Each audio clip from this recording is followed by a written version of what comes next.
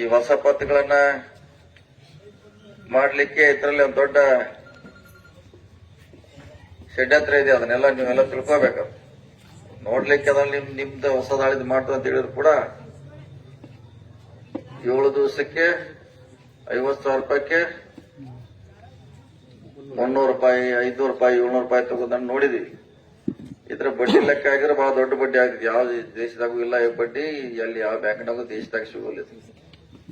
ನೋಡ್ಲಿಕ್ಕೆ ಮೇಲ್ನೋಟಕ್ಕೆ ನಿಮಗೆ ಬಹಳ ಉಪಕಾರ ಸಹಾಯ ಮಾಡ್ದಂಗೆ ಅನಿಸ್ತದೆ.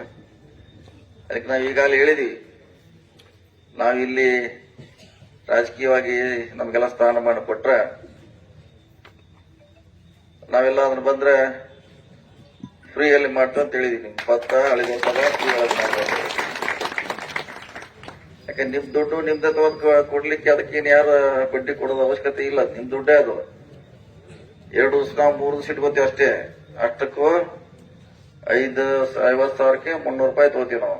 500 ತಗೋತೀವಿ. 1 ಲಕ್ಷ ಮೇಲಿದ್ರೆ 700 ರೂಪಾಯಿ ಬಡ್ಡಿಯನ್ನ ಹೊಡೆದು ಮತ್ತು ನಿಮ್ಮ ದುಡ್ಡು ನಿಮ್ಗೆ ಕೊಡಕ್ ಮತ್ ನಾವು ಬೆಳ್ಳಿ ಮೂರ್ತಿ ಒಂದು ಕೊಡ್ಬೇಕು. ಅದಕ್ಕೆ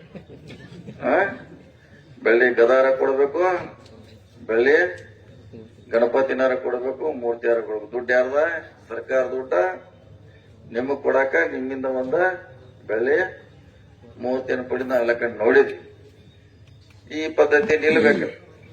ಈ ಸಹಕಾರಿ ಸಂಘ ನಿಮ್ದಿದೆ, ರೈತರಿಗೋಸ್ಕರ ನಿರ್ಮಾಣ ಮಾಡುವಂತ ಸಂಘ ಇದೆ. ನಿಮ್ಮ ಆಶಯ ಪೂರೈಸಲಿಕ್ಕೆ ಮಾಡಿದೆ, ಇದನ್ನ ಸರ್ಕಾರ ಮಾಡಿದೆ. ಅದಕ್ಕೆ ದಯವಿಟ್ಟು ಇದು ಸಹಕಾರಿ ರಂಗದಲ್ಲೇ ಉಳಿಬೇಕು.